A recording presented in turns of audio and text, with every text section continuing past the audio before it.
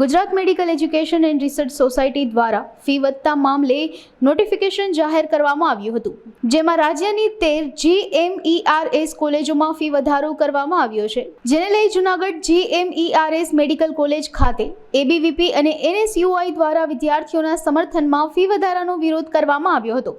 NSUI દ્વારા medical કોલેજના ડીનને ખોટી ચલણી નોટો આપી વિરોધ નોંધાવાયો હતો। ત્યારે ABVP દ્વારા જણાવવામાં આવ્યું હતું કે સરકારી કોટામાં 66.66% અને મેનેજમેન્ટ કોટામાં 88.88%નો ધરખમ ફી વધારો કરવામાં આવ્યો છે। ત્યારે આવનાર સમયમાં આ ધરખમ ફી વધારો પરત ખેંચવામાં નહીં આવે તો ઉગ્ર આંદોલન થશે તેવી ચીમકી પણ ઉચ્ચારી હતી।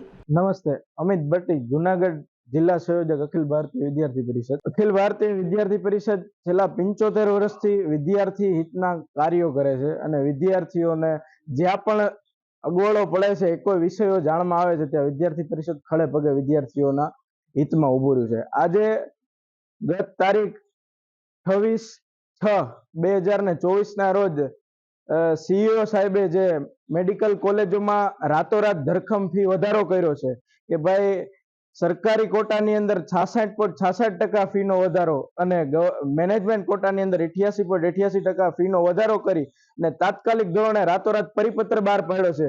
અને જે ફીનો વધારો કર્યો, જેની કોઈ નીચેના વિદ્યાર્થીઓને કે સામાન્ય વિદ્યાર્થીઓને કઈ આમ જેને કહેવાય કે મધ્યમ વર્ગનો માનવી છે એમનું મેનેજમેન્ટ ન કરી શકે એવો ફીનો વધારો કરી અને અચાનકથી જો આવો વધારો થાય તો સામાન્ય વર્ગના વિદ્યાર્થીઓને ભણતરમાં, શિક્ષણમાં આવનારા સમયમાં જે વિદ્યાર્થીઓ મેડિકલ ક્ષેત્રે આગળ વધવા માટે માંગે છે એ વિદ્યાર્થીઓ વધી નહીં શકે અને જે વિદ્યાર્થીઓ આમાં શું કરે તો આગળ એમના માટે થઈ અને વિદ્યાર્થી પરિષદ આજે રાજ્યવ્યાપી આંદોલન માટે થઈ અને એક આવેદનપત્ર આપ્યું છે ગવર્મેન્ટ કોલેજ જુનાગઢ ખાતે। અને વિદ્યાર્થી પરિષદ નહીં પણ સાથે સાથે વાલી મિત્રો અને જે આગામી સમયમાં એડમિશન લેવાના છે વિદ્યાર્થીઓ એ પણ અમારી સાથે આવ્યા છે અને આજે અમે ડીન સાહેબને આવેદનપત્ર આપ્યું।